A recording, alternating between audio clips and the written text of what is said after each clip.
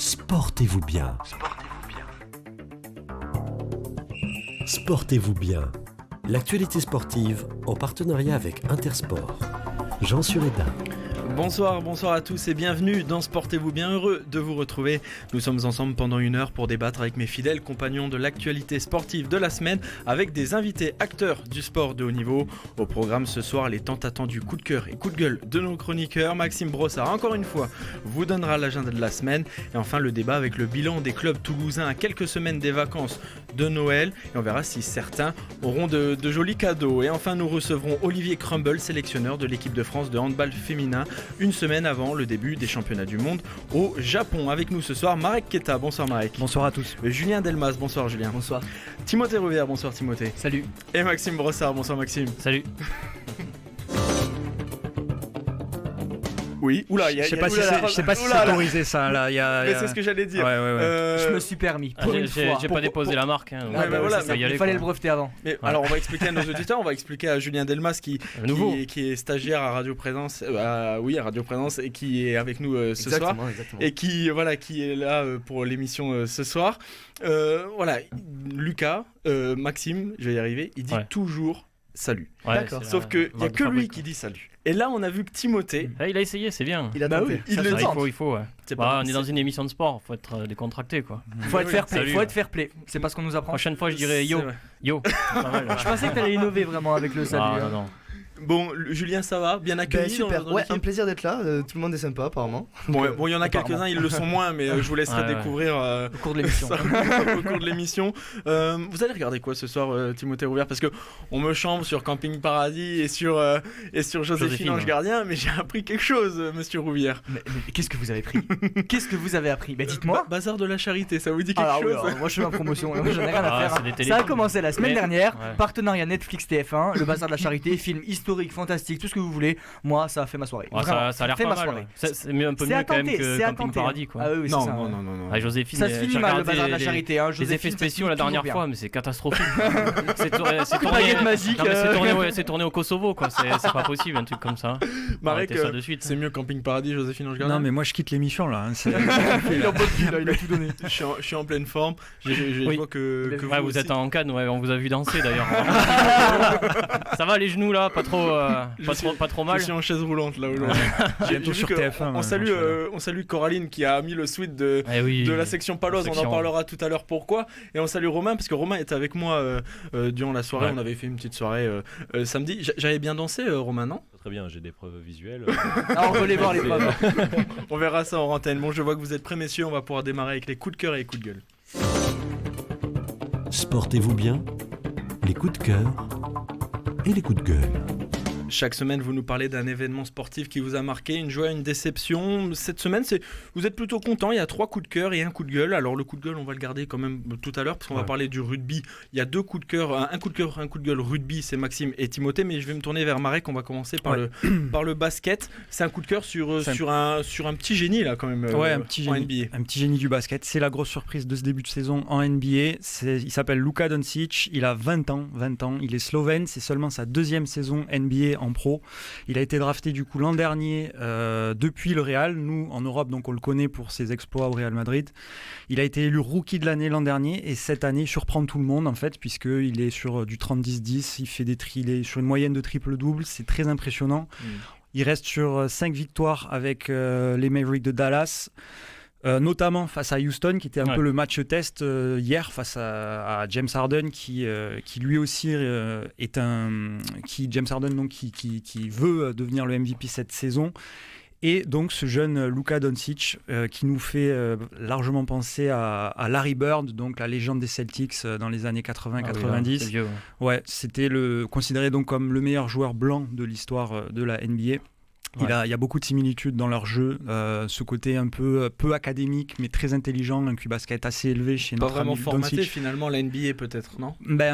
Oui et non, parce qu'en fait il a cette espèce de gestuelle un peu, donc comme je le disais, pas très académique, pas très orthodoxe, mais qui pourtant est terriblement efficace puisqu'il est sur des statistiques à 30,6 points par match, ce qui est énorme, un rebond et 9,8. Il faut vraiment remettre dans le contexte, c'est énorme. C'est énorme, surtout à cet âge-là, puisque à 20 ans, l'information qu'on doit retenir, c'est qu'à 20 ans, c'est le joueur de sa franchise. C'est lui qui mène son équipe, c'est lui le joueur clé du 5 majeur. Maxime Brossard. Il fait penser un peu à LeBron James avec Cleveland, quoi. C'est le joueur de la franchise à un âge jeune où on lui donne déjà énormément de responsabilités. Je pense que par rapport au fait qu'il dénote un peu dans la NBA, c'est tout simplement parce qu'il a été formé au basket européen. Donc forcément, il a pas tout à fait il n'est pas formaté comme ceux qui sortent des universités ou des playgrounds américains. Et puis son QI basket, je pense que justement, il vient aussi mais Mehdi pourra nous en parler peut-être. C'est je pense du fait que comme il a joué en Europe, je trouve que le jeu européen est plus porté sur la tactique, plus porté sur l'organisation. Et je pense qu'il a retenu ça, il l'a exporté aux États-Unis. Absolument, et il a la chance effectivement d'évoluer aussi dans un 5. Alors on ne veut pas leur faire offense à ces joueurs qui entourent donc Luka Doncic, mais des joueurs qui un peu lambda, disons, mais qui le sublime, quoi. Voilà, qui sont terribles. En fait, un 5 et même un 10 qui est terriblement cohérent, et donc Luka qui... à son service, quoi. Voilà, et lui qui a la baguette, et ça marche, c'est super. Avoir joué vraiment les Mavericks de Dallas, je vous le recommande. C'est une leçon de basket. Timothée Rouvière, vous partagez ce que nous dit Marek ? Je partage exactement ce que dit Marek et Lucas. C'est vrai que... je suis là. Moi aussi je me trompe, ça va être la fatigue, je pense.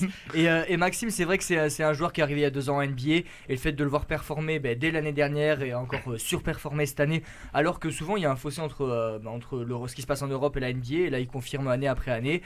La seule petite faiblesse pour lui, ça peut être son club ou voilà. Ouais, après, on verra l'an prochain, peut-être s'il est transféré dans une autre franchise, voir comment il peut réagir avec d'autres grands joueurs à côté de lui, mais il est bien parti pour être la surprise de cette saison. Non, là on est sur une bonne série de victoires consécutives, et pour l'instant les Dallas qui sont play-offables, si on peut me permettre le mot, mais voilà, donc à suivre. Affaire à suivre, et le seul coup de gueule de la soirée, il est pour vous, Maxime Brossard. Fallait bien quelqu'un, c'est pour vous. Alors on va parler de rugby. On va parler de rugby. Alors pas vraiment vraiment sportif exceptionnellement, on l'accepte, et on va parler de Montpellier. Mais oui, voilà, c'était donc Montpellier qui a été récemment sanctionné pour avoir dépassé donc le salary cap. Donc je vous l'explique rapidement. Le salary cap, c'est un plafond salarial que doivent respecter toutes les équipes présentes en top 14. Si vous dépassez ce plafond, normalement vous êtes sanctionné. C'est pour l'équité sportive en fait. Voilà, c'est pour éviter que qu'une équipe concentre toutes les stars du monde entier ou de France. Donc le 7 octobre dernier, donc la Ligue nationale de rugby a sanctionné donc le MHR à 400 000 € d'amende pour dépassement donc de ce salary cap. Mais dans la foulée, donc le Montpellier a fait appel de la décision devant la commission compétente de la FFR, donc de la Fédération française de rugby. Voilà, vous me suivez. Ils sont allés voir la fédération parce qu'ils avaient été sanctionnés par la Ligue. Leur demande a abouti puisque la commission d'appel fédérale a annulé la sanction et a baissé l'amende qui est passée donc de 400 000 € à 120 000 € pour simplement manquement du club aux obligations de transparence. Alors cette décision elle pose forcément plusieurs questions, puisqu'en fait, pour rappel déjà, on va rappeler que les Saracens qui ont joué en Coupe d'Europe, voilà. Donc les Saracens, eux, ils ont été sanctionnés aussi en Angleterre. Et plus lourdement. Et en plus, eux, ils sont champions en titre et champions d'Europe. Voilà. Ils ont été sanctionnés à 6 millions d'amendes et un retrait de 35 points au classement. Donc pour définir 6 millions d'amendes dans le rugby, 6 millions d'euros dans le rugby, c'est quasiment la faillite. C'est le budget de Colomiers. Voilà, 36 points de retard, c'est quasiment la descente. C'est quasiment la descente, voilà. D'accord là-dessus. Et il faut savoir que les Saracens, eux, n'ont pas fait appel de la décision. Ils ont accepté le jugement. Mais alors là, ce qui pose vraiment problème dans cette décision, ce sont les suspicions qu'il peut y avoir autour de cette affaire.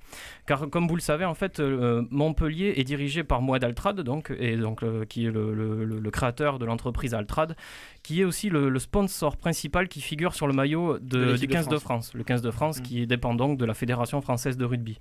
Dès lors, on peut se demander en fait si le président de la FFR, à savoir Bernard Laporte, ou d'autres dirigeants n'ont pas fait pression sur la commission d'appel fédérale justement pour amoindrir cette sanction. Parce qu'ils sont partenaires. Voilà, et permettre justement à Montpellier donc de contourner les lois.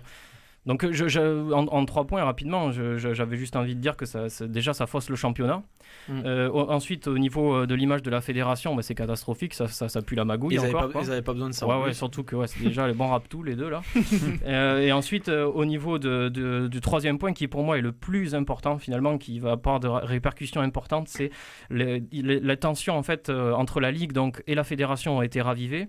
Et alors qu'il va bientôt être question en fait de planifier un calendrier commun pour mettre à disposition à la fois les joueurs donc, qui a du championnat et la fédération. Donc, vous voyez ce que je veux dire, c'est-à-dire que des plages de repos et en fait pour que ce soit assez équilibré, c'est-à-dire que les clubs puissent libérer les joueurs pour qu'ils aillent en équipe de France, voilà, tout simplement. Ça va faire la brouille et donc ça va accentuer la guerre et finalement je pense que c'est le 15 de France qui risque de le payer très cher, quoi. Timothée Rouvière, vous partagez ça. C'est vrai que c'est quand même relativement rare dans le rugby, même dans le sport en général, d'être sanctionné comme ça. Ben oui, Maxime l'a très bien expliqué. Et à cause en plus, de ça. il a donné l'exemple des Saracens, c'est que les Saracens, eux, ils ont triché avec le salary cap, ils ont été punis, ils n'ont pas fait appel. Et quatrième point, ce qu'on pourrait rajouter, c'est juste que là, on est en train de, la fédération lance une politique de, on se concentre sur les jeunes, on veut construire une équipe de France basée sur les jeunes avec des joueurs français. On voit que Toulouse le fait, on voit que Toulon commence à le faire. Et là, Montpellier, qui devrait être plus lourdement sanctionné parce qu'il ne le fait pas, il fait appel à des joueurs étrangers et au salaire exorbitant, et ben on n'est pas dans le respect des règles et oui, ça fausse tout.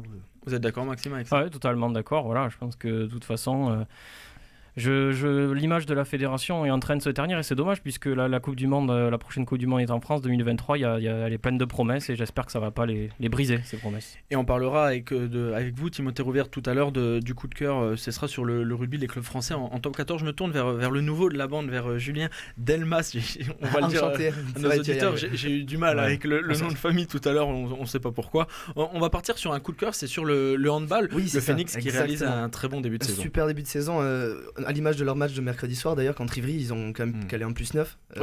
Plus 9 au handball, c'est énorme. 32-23. Ouais, c'est ça, mais c'est énorme. Plus 9 au handball, c'est énorme. Le match il était plié à 20 minutes avant la fin. Oui. Un match complet, donc autant en attaque qu'en défense. Le gardien a été monstrueux. Il y a eu des kung-fu, il y a eu des gestes techniques super propres. Kung-fu, roucoulette, il y en avait eu 2 de Nemanja Ilić. Exactement, ouais, c'est ça. Et donc voilà, ça a été un match donc référence presque, et puis surtout saluer l'ensemble de la saison. Faut savoir qu'à la même époque, l'an dernier, ils étaient derniers du classement.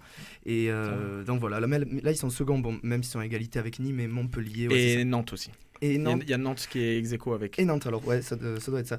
L'an dernier, ouais, donc voilà. Et il y a aussi le fait qu'ils ont un budget naze en fait. Ils sont dans les 5 derniers, les 5 pires budgets de la Lidl Sarig.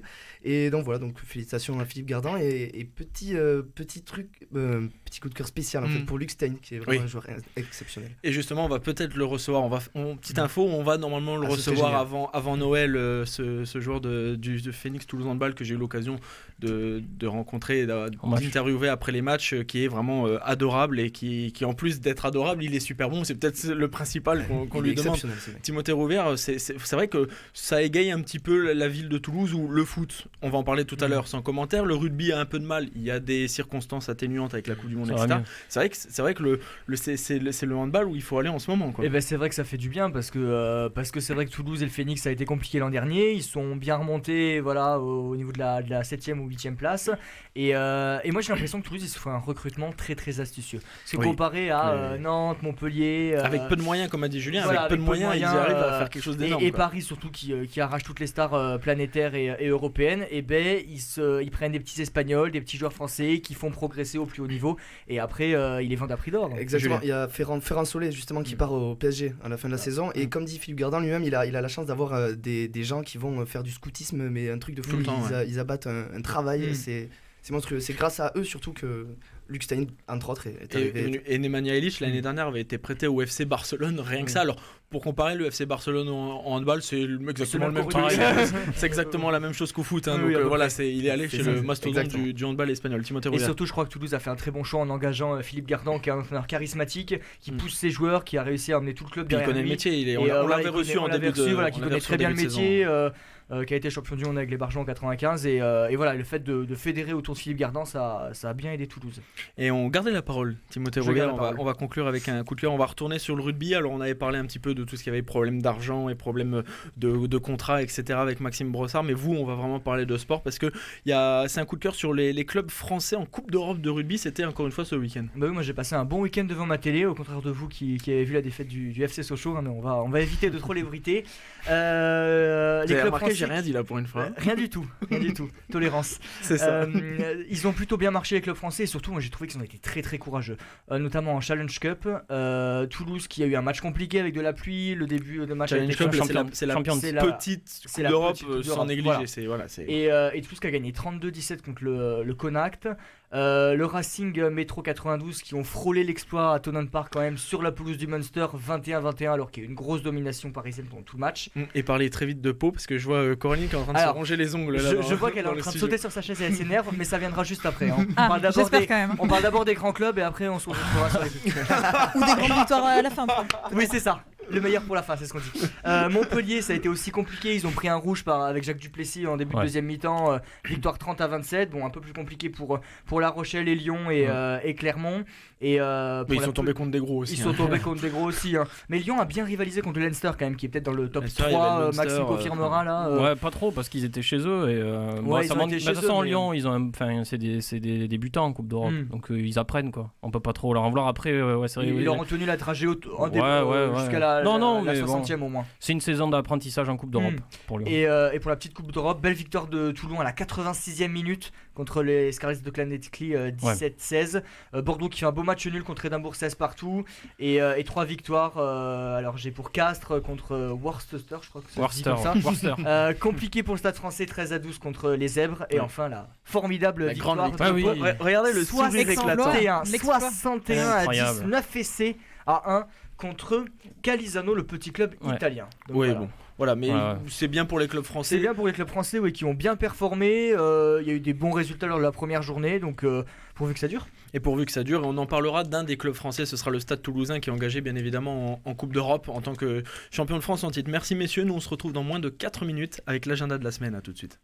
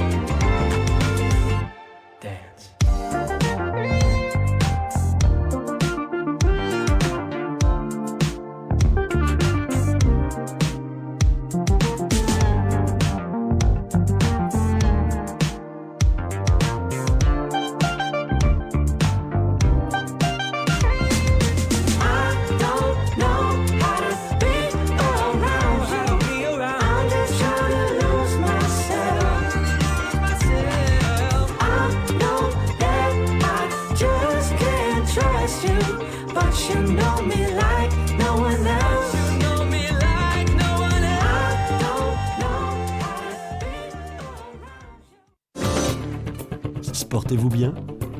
l'agenda sportif. L'agenda de la semaine avec vous, Maxime Brossard, et on va démarrer alors non pas avec le rugby comme on le fait d'habitude, mais on va parler d'escalade. Oui, là il faut parler à tout prix d'escalade parce que c'est un énorme événement ce week-end avec le tournoi de qualification olympique d'escalade qui aura lieu à Tournefeuille, donc à côté de Toulouse, à côté de chez nous. Ce sera du jeudi au dimanche, donc ça va se passer dans la salle du TAG, donc, qui est le club de Tournefeuille. Je vous donne l'adresse si jamais vous êtes intéressé. Donc voilà, c'est 3 rue du Château d'Eau.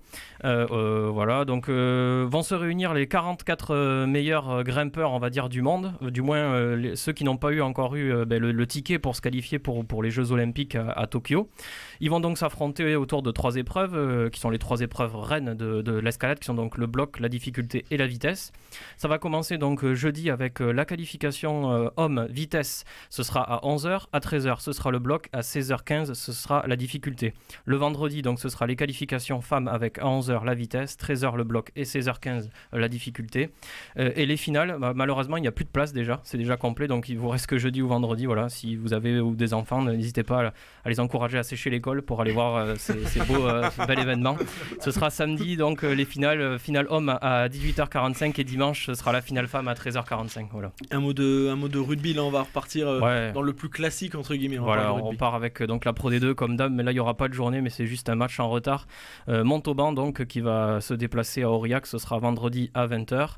En top 14 donc samedi à 18h il y a un beau bloc de 3 matchs avec donc Clermont contre Agen, La Rochelle, Castres et Pau, les grands vainqueurs de Calvisano. On va voir s'ils sont encore sur la lancée puisqu'ils vont recevoir Toulon. Voilà. Ça va être compliqué, Coraline, Toulon là cette semaine. On va mettre Paris aux Italiens. Un pronostic et on verra lundi. Je vous écoute. Ah ouais, c'est bien ça. 23-17. 23-17, vous partagez ça ou pas? Ouais, on espère.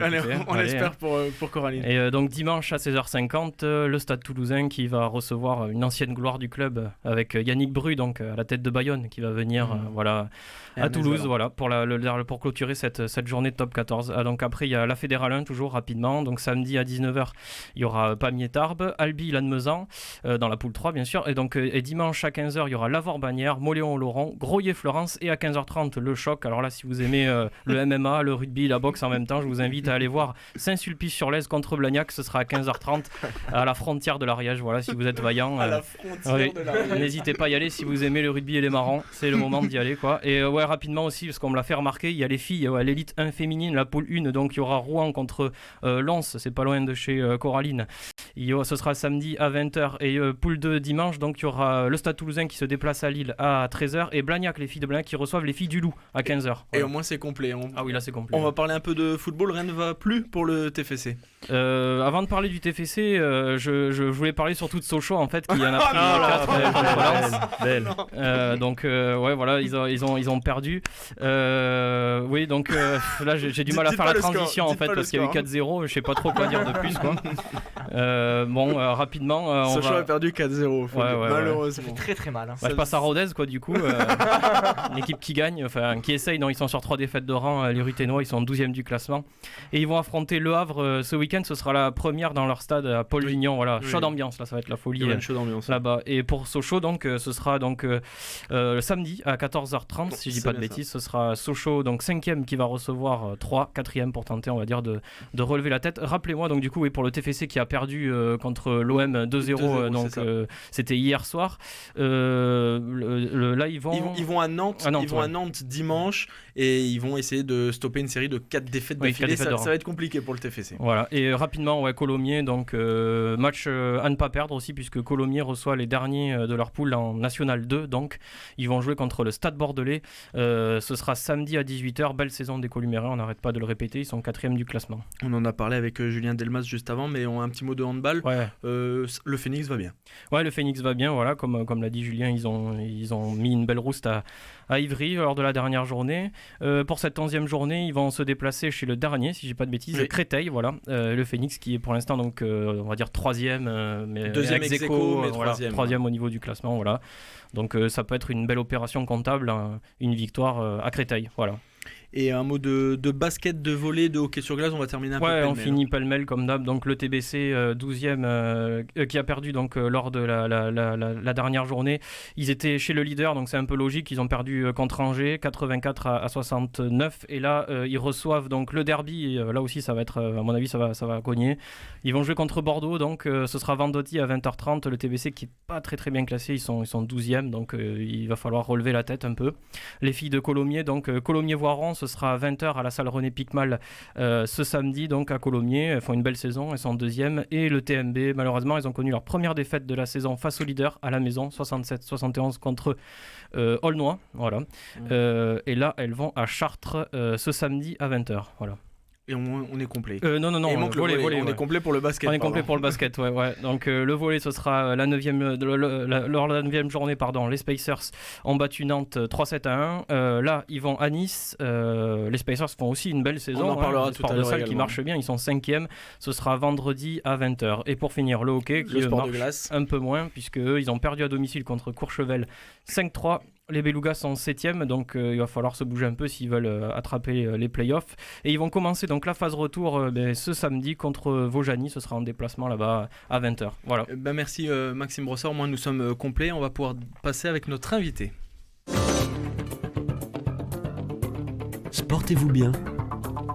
L'invité. Notre invité est double champion du monde et champion d'Europe avec l'équipe de France féminine de handball à la tête des tricolores depuis plusieurs années, entre 98 et 2013 et depuis 2016. Olivier Crumble nous fait le plaisir d'être avec nous ce soir. Olivier, bonsoir. Bonsoir. Merci d'être avec nous dans Sportez-vous bien. Alors on va le dire tout de suite à nos auditeurs.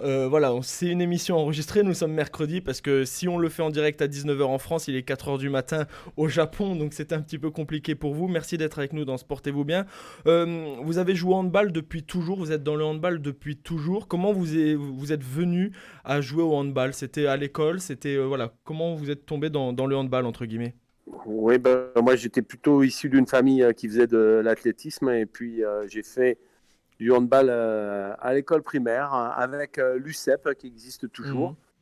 Et avec mes frères, on est tombé un peu amoureux de cette activité. C'est vrai que c'était beaucoup plus ludique que l'athlétisme. Et la passion s'est développée. On a arrêté l'athlétisme pour se consacrer complètement au handball. Vous avez pris votre retraite de joueur à 28 ans. C'est quand même assez tôt dans le sport. Ça veut dire que le métier d'entraîneur, il vous a tout de suite plus attiré que le métier de joueur ? Non, on ne peut pas dire ça. J'ai pris beaucoup de plaisir à être joueur. Mais c'est vrai que à 28 ans, ça faisait 10 ans que je jouais en première division. Il y avait les filles de la SPTT Metz qui montaient, elles, au plus haut niveau français. Elles recherchaient un entraîneur, elles m'ont proposé. J'ai pensé que c'était le bon moment pour passer à autre chose. Et je n'ai jamais regretté derrière. Après, c'est vrai que j'avais un petit peu mal au genou, j'avais des petits soucis. Et j'étais quand même, d'une certaine manière, un peu au bout de ma carrière de joueur. Et comme vous l'avez dit, vous avez directement entraîné les filles, les femmes, c'était à Metz. Donc on a compris que c'était un choix, enfin vous l'avez décidé, c'était une présentation aussi de ce sport. Vous êtes dans le handball féminin depuis longtemps. On imagine que vous avez vu l'évolution de cette discipline. Vous vous attendiez à ça aujourd'hui ou pas ? Je pense qu'on en rêvait. Mais oui. de là à penser que ça deviendrait réalité, peut-être pas. C'est vrai que c'était totalement amateur. On a augmenté la charge d'entraînement, c'est devenu professionnel. Le niveau a là aussi largement augmenté. Donc on en a rêvé, mais on l'a fait aussi. Et vous êtes à la tête de l'équipe de France depuis 1998. Et il y a eu une petite parenthèse entre 2013 et 2016. C'est une fierté, c'est un aboutissement dans une carrière d'être entraîneur d'une équipe nationale dans sa discipline, dans son sport ?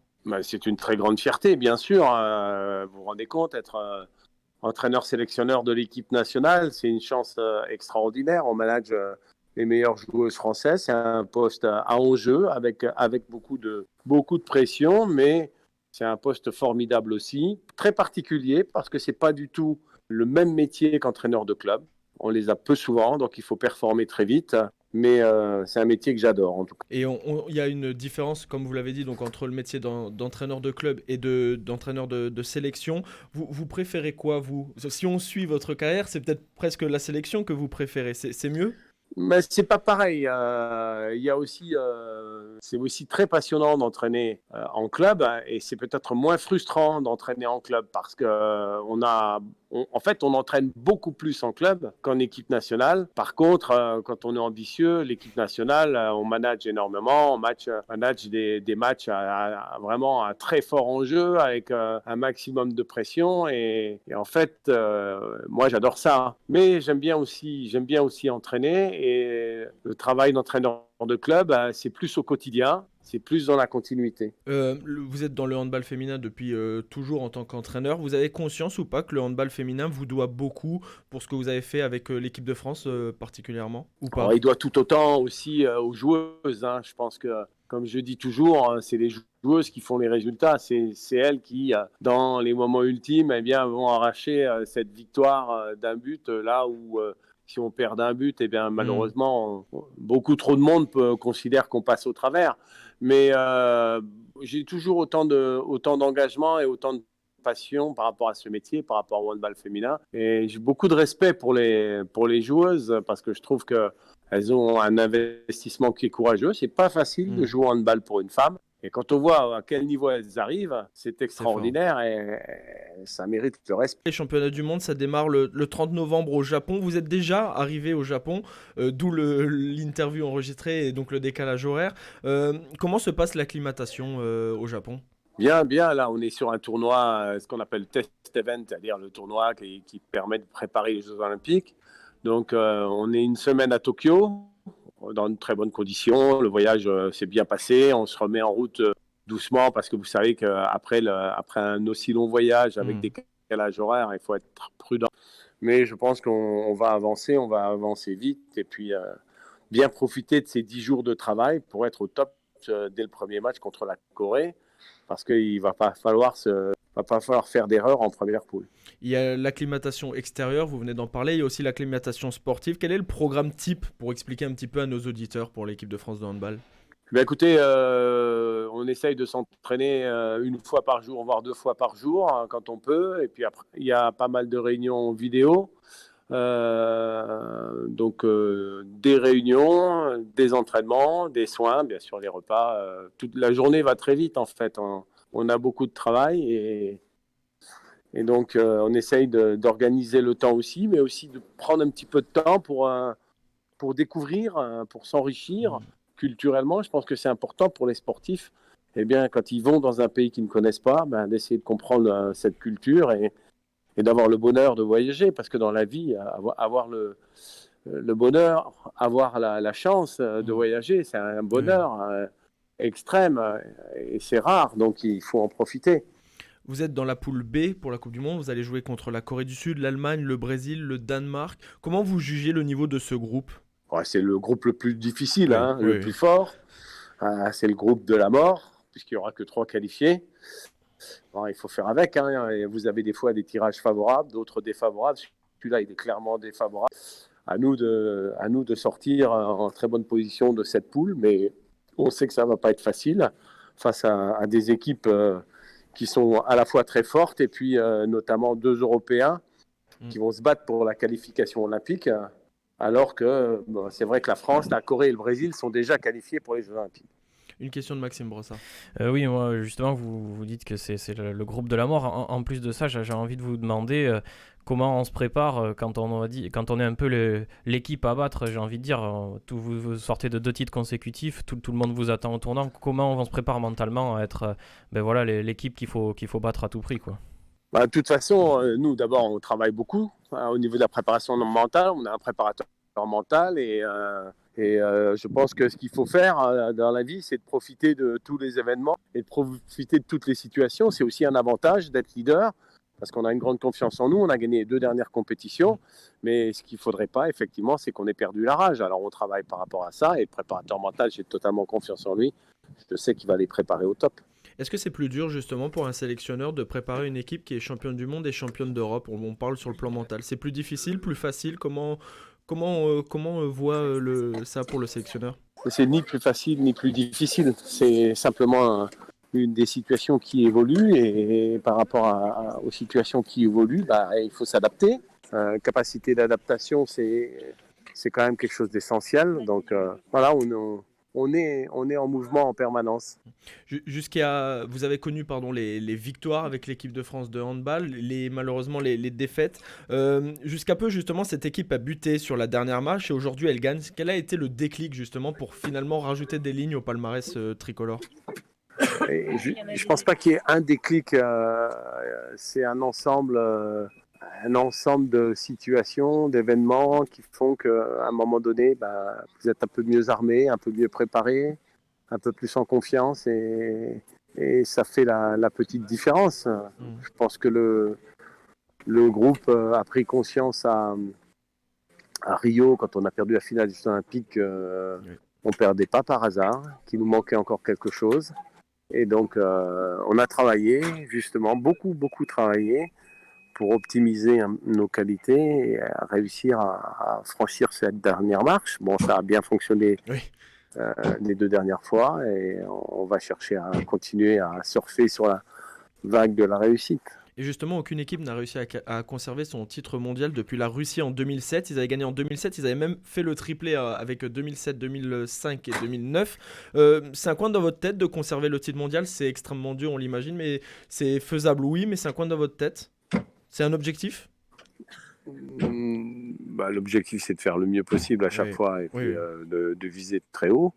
On a aussi les Jeux Olympiques en ligne de mire, donc on sera prêt, combatif, et puis on se concentre déjà pour passer le premier tour. On se projette pas trop sur les matchs d'après parce que le premier tour est tellement difficile, complexe, qu'on se dit que l'équipe montera en charge, mais elle ne montera en charge que si on est qualifié. Donc on se bat pour déjà réussir le premier tour. Maxime Brossard pour conclure. Rapidement, c'était pour savoir un peu, même si vous vous projetez uniquement dans la phase de poule pour le moment. Moi, je voulais savoir s'il y avait vraiment des équipes que vous attendiez au tournant, des équipes dont vous vous méfiez. J'imagine la Russie, bien sûr, l'Allemagne, le Danemark. Est-ce qu'il y a d'autres équipes comme ça où vous vous dites attention, on va les surveiller du coin de l'œil? Depuis que je suis revenu, depuis les Jeux Olympiques de 2016, vous vous rendez compte que sur les demi-finalistes, vous avez presque toujours les mêmes équipes. Oui. Donc ces équipes-là, ils seront extrêmement dangereuses. Est-ce qu'il va y avoir une surprise vers le haut ? C'est tout à fait possible. Je pense que le Danemark a des jeunes joueuses et peut très bien revenir au plus haut niveau. Ils en rêvent depuis des années. N'oublions pas qu'ils ont dominé dans les années 95-2000. Mais c'est difficile, L'équipe de Roumanie est une très bonne équipe aussi. L'équipe de Hongrie a de jeunes joueuses qui progressent. Difficile de savoir qui va venir en demi-finale avec ceux qui y sont habituellement, mais forte chance de trouver en demi-finale la Norvège, la Hollande. Merci beaucoup Olivier, bon courage avec l'équipe de France pour ces championnats du monde. Nous on se retrouve dans moins de 4 minutes avec le débat de la semaine. À tout de suite.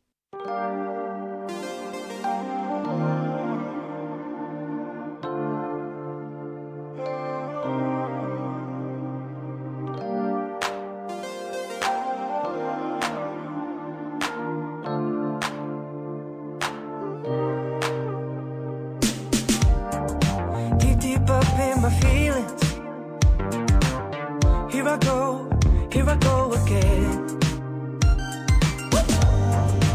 We just keep on repeating. Here we go again. I'm so tired, so fed up of you messing with my buzz. You shut down, had enough. I'm just looking for that rush. I'm so tired, so fed up of you messing with my buzz. Locking eyes, we just touch. Feel our bodies drifting up. I don't know how to be around you. I'm just trying to lose myself. I know that I just can't trust you, but you know me like no one else.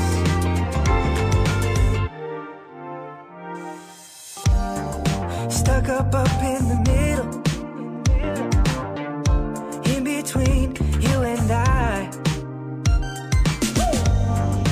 Maybe just a little bit to get me by. I'm so tired, so fed up of messing with my buzz. You shut down, had enough. I'm just looking for that rush. I'm so tired, so fed up of you messing with my buzz. Locking eyes, we just touch. Feel our bodies drifting up. I don't know how to be around you. I'm just trying to lose myself. I know that I just can't trust you, but you know me like no one else. Dance.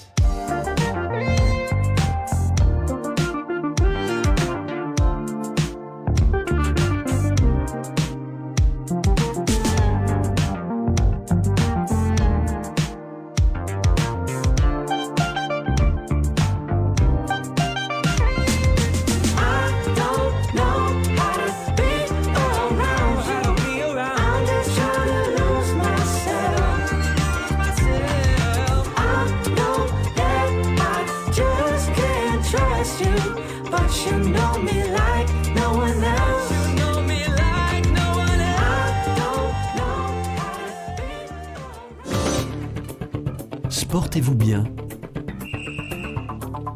Le débat. Et avant de parler du débat, pour rappeler et remercier encore une fois la communication de l'équipe de France de handball féminin de nous avoir permis d'avoir Olivier Crumble, et merci à lui d'avoir été avec nous dans Sportez-vous bien, et bien évidemment bon courage pour les championnats du monde en espérant qu'il nous ramène une troisième étoile, un troisième sacre mondial. On passe au débat. À un mois de Noël, il est temps pour nos clubs régionaux de faire une liste au Père Noël pour l'année 2020. Un titre, une qualification européenne, un maintien. Nous allons conseiller nos clubs avec les différents chroniqueurs. Messieurs, on va démarrer en douceur, on va démarrer classique, vu que nous sommes à Toulouse. On va démarrer bien évidemment avec le rugby. Fort du retour des internationaux et parti à la Coupe du Monde, le Stade Toulousain se redresse, 8e en top 14, 2 victoires en 2 matchs en Coupe d'Europe. Les champions de France en titre se reprennent. Messieurs, tout simplement, que peut espérer le Stade Toulousain ? On commence avec vous, Maxime Brossard. Moi je dirais, écoutez, je vais prendre un pari. Je vais dire le Stade Toulousain peut essayer de viser la Coupe d'Europe cette année. Parce qu'il n'y a pas les Saracens. Oula. Alors, et le vrai adversaire, je pense que il y aura 2 gros adversaires contre le Stade Toulousain en Coupe d'Europe cette année. Ce sera le Racing et le Leinster. Et ça, c'est du gros pari. Pour moi, je mise sur le Stade Toulousain pour aller chercher la Coupe d'Europe, parce que je pense que le championnat, ça sera pas possible, puisqu'en plus il va y avoir encore une plage internationale avec les 6 nations, le tournoi des 6 nations qui va mobiliser les meilleurs joueurs du stade. Donc je pense que le championnat, ça va être compliqué. Il y aura la qualif, je pense. Je les vois bien faire 5-6e cette année au niveau du classement en top 14. Et je les vois gagner, je les vois jouer à fond la Coupe d'Europe et même la gagner. Allez, un pari. Ça, c'est un gros pari. Timothée Rouvière, vous êtes absolument pas d'accord ? Moi, c'est tout à fait le contraire. Je suis d'accord avec Maxime sur tous les points, mais je pense que le Stade va privilégier le top 14 parce que c'est quand même ancré dans la culture. 20 titres de champion de France, faut pas oublier. Et par rapport au jeu développé par le Stade Toulousain l'an dernier, je vois aucune équipe capable de rivaliser en termes de rapidité d'exécution et de vitesse de jeu. C'est vrai, quand ils sont en complet, c'est costaud. C'est vrai que La Rochelle tend à le faire, le Racing aussi, Clermont est dans le même style, mais il y a moins de cohérence au niveau du jeu, et je vois le Leinster quand même très très fort, et je pense que des clubs comme Montpellier et le Racing vont plus privilégier la Coupe d'Europe parce que ça fait longtemps qu'ils en font un objectif, et je pense qu'ils vont privilégier plus cette compétition européenne que le championnat de France. Marek Keta. La question déjà, c'est de demander, est-ce que à l'heure d'aujourd'hui c'est possible au niveau des points accumulés par le Stade Toulousain? Est-ce qu'ils peuvent déjà finir, est-ce qu'ils peuvent remporter le top 14 déjà, ou est-ce qu'ils sont trop éloignés En fait, déjà, ce qu'il faut regarder, surtout au niveau du top 14, c'est pas tant finalement les points, c'est finalement la position, puisque comme vous le savez, regardez, Castres avait été champion en étant 6e.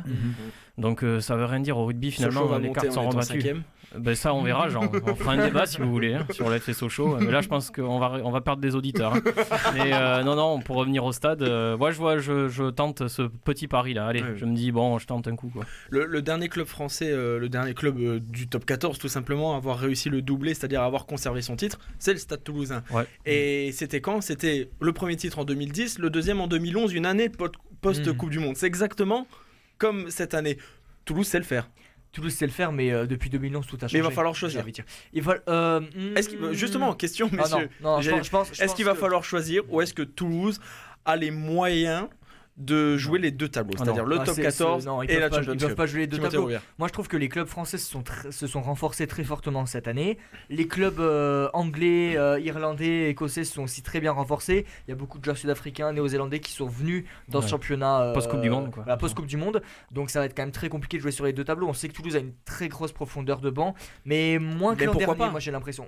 Pourquoi pas, mais c'est compliqué. Les données sont différentes, on est dans une année post-Coupe du Monde, les internationaux sont revenus très tard, c'est différent par rapport à l'année dernière. Le groupe, Maxime, il est moins fort que l'année dernière à Toulouse ou pas? Non, je pense que le groupe il est égal. Ce qui fait la différence, c'est la récupération finalement. Vous sortez d'une année où vous êtes champion de France, donc vous finissez fin juin, vous enchaînez avec une préparation donc pour les internationaux à la Coupe du Monde qui est quand même très exigeante. Vous faites un quart de finale de Coupe du Monde où il y a quand même eu des joueurs qui ont joué, on va dire, un peu qui étaient moyens physiquement. Je pense à Antoine Dupont, qui est un des joueurs clés qui a du mal à revenir, qui est blessé, il est reposé un petit peu. Voilà. Donc je pense qu'il vaut mieux pour le stade, à mon avis, miser justement sur la Coupe d'Europe, puisque ça va être, comme vous voyez là, la Coupe d'Europe, c'est des petites parenthèses dans la saison qui vont permettre d'être focalisés uniquement sur cet objectif et qui vont permettre vraiment de tout donner à un moment clé.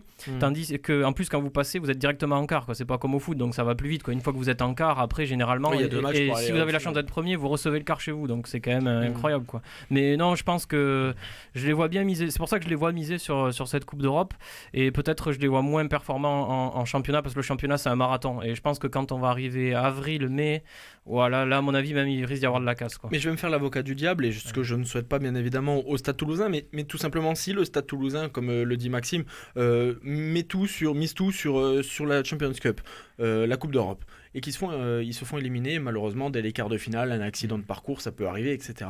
Est-ce qu'il faut quand même pas gérer un petit peu le championnat parce que le quart de finale sera courant mars-avril, donc il y aura quand même encore le reste de la saison potentiellement pour le titre de champion de France. Il faut pas négliger aussi le championnat. C'est vrai que l'argument de Maxime est recevable. Si le Stade se concentre uniquement sur la Coupe d'Europe et met ses meilleurs éléments et ses forces vives sur la Coupe d'Europe, il faut quand même réussir. C'est ce qu'a dit Hugo Mola d'ailleurs, je crois. Je crois qu'il a laissé sous-entendre qu'ils vont jouer un petit peu la Champions Cup. Mais voilà, mais il faut aussi avoir des joueurs performants et faire des matchs complets, parce qu'on sait que tous les matchs sont difficiles maintenant en top 14, qu'il y a 5-6 ans il y avait 2-3 clubs qui se battaient pour le titre, maintenant il y en a quasiment une dizaine, et il faut continuer à être performant en match de championnat, et s'il y a un accident de parcours en Coupe d'Europe, mettre toutes les forces vives sur le championnat. Après je mettrai un bémol quand même sur le poste Coupe du Monde. C'est vrai que les bleus de les joueurs du Stade Toulousain de l'équipe de France on veut une grosse préparation pendant 4 mois, mais c'est vrai qu'il y a quand même un match qui a été, il y a quand même eu un match qui a été annulé, il y a quand même eu un quart de finale assez frustrant, tous les joueurs du Stade n'ont pas joué, il y a Thomas Ramos qui est revenu rapidement, donc c'est vrai que par rapport à d'autres clubs qui ont eu plus d'internationaux mobilisés, ils ont peut-être un petit avantage là-dessus, mais après on sait qu'une année post-Coupe du Monde c'est toujours compliqué. Et le dernier titre européen du Stade Toulousain c'était en 2010, et cette année ils avaient fait le doublé. Vous avez bien les petites statistiques, Top 14 Champions Cup, H-Cup à l'époque, je crois que c'était H-Cup, on dit toujours H-Cup, mais on n'a pas le droit en France. En France, on va le dire à nos auditeurs, H-Cup c'est par rapport à Heineken, c'est ça. Et bien évidemment à boire avec modération et tout, et vu que c'est une marque d'alcool, on n'a pas le droit bien évidemment de le dire, donc à boire avec modération au cas où. Pour terminer sur le rugby et sur le Stade Toulousain, on parle du Stade Toulousain pour être champion d'Europe, champion de France, mais ceux qui suivent un peu le rugby, ils ont vu qu'il y avait des difficultés sur un début de saison justement parce que les internationaux étaient à la Coupe du Monde. Comment va le Stade Toulousain aujourd'hui? Le Stade Toulousain va.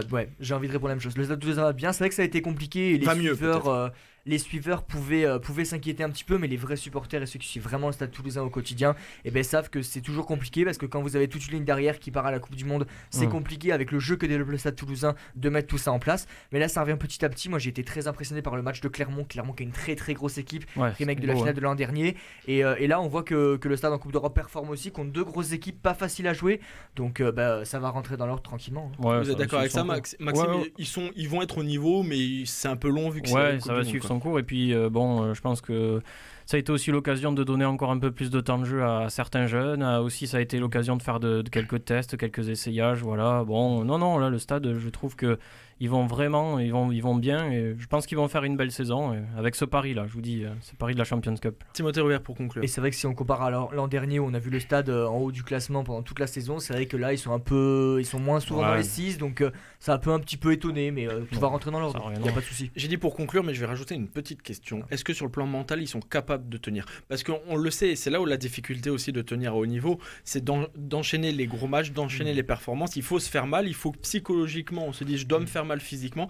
Est-ce que c'est faisable pour le Stade Toulousain mentalement parlant ? Oui, c'est faisable mentalement parlant. C'est vrai qu'il y a 2 ans, il y a une saison compliquée, ils ont fini 12e, ils ont vraiment restructuré le club autour des jeunes.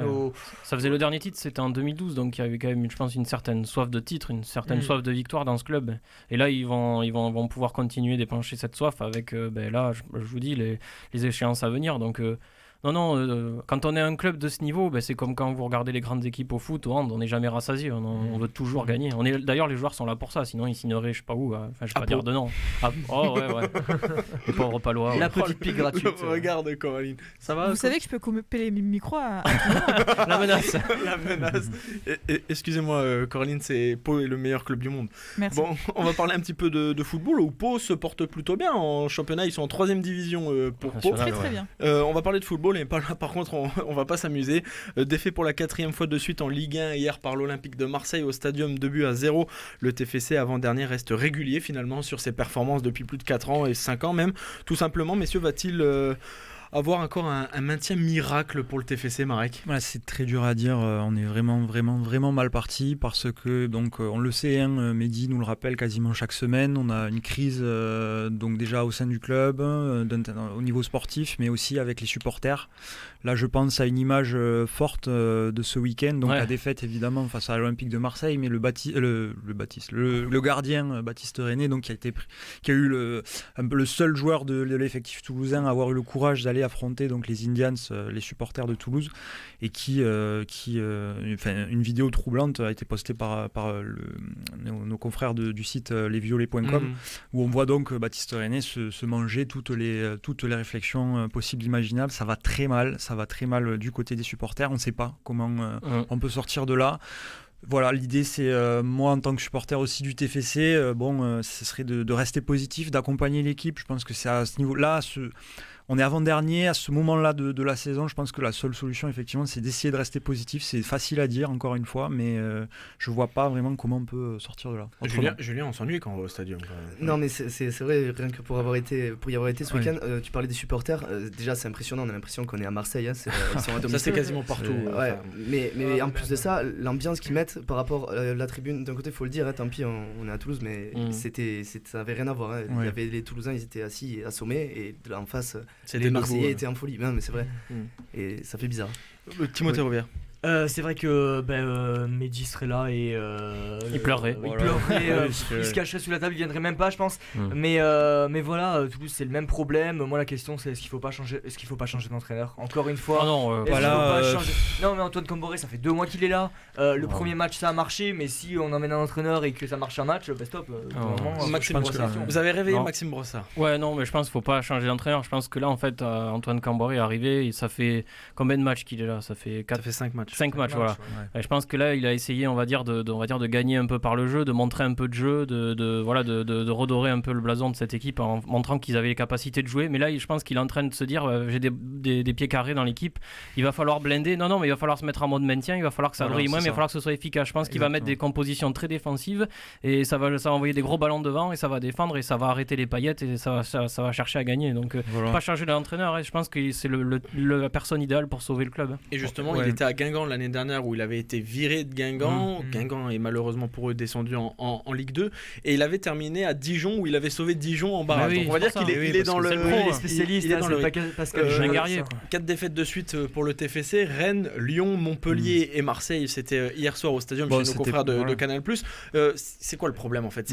Maxime vient de dire des pieds carrés. Est-ce que c'est un problème d'effectif? Pourtant quand on regarde l'effectif, il est pas vilain cet effectif du TFC. Mais là, alors là, déjà, on revient sur les cas. Bon, effectivement, il y a Lyon quand même, il y a Marseille et il y a Rennes. C'est pas non plus. On parle pas du bas de tableau. Ils vont à Nantes, ils vont recevoir Monaco, ils vont à Strasbourg et ils reçoivent Reims. Voilà, donc là déjà, ça ira un peu mieux. Voilà, on va prendre un peu d'air, on l'espère. Ouais. Mais là, effectivement, si au cours des 3 prochains matchs, on n'arrive pas à s'en sortir, là, il y a des questions à se poser. Moi, je rejoins Maxime sur le jeu.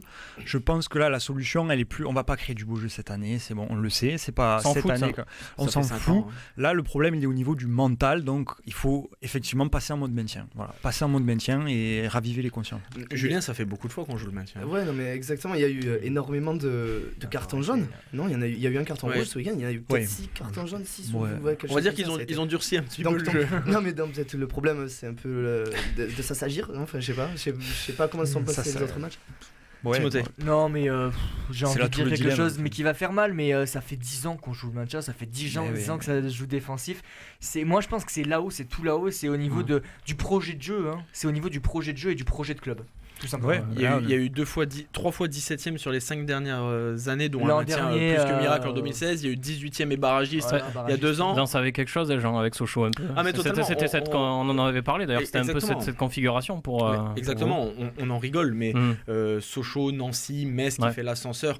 En général, quand on joue le bas de classement, il y a un moment donné, ça plonge. Ça tombe. Justement, est-ce que cette année, messieurs?